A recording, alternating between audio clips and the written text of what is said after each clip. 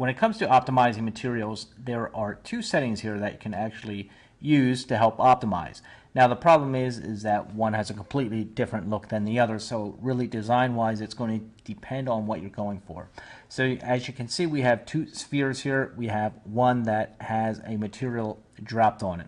So this material, if I click on it, you can see that it's made up of our ambient, diffuse, specular, and emission lights here. If we come down and turn our other sphere on, you can see that all of these other tabs are dropped out, or they're not visible or accessible to us. So this is because we have our little switch here turned off, changing our shaded material to a flat color. So if I turn this back on, you can see what it does to the material. If I turn it off, it turns it flat. Again, the flat material requires a little less rendering than it does with the shaded material. So if you can get away with it and you can make adjustments here to kind of match whatever color you need, you can certainly use this.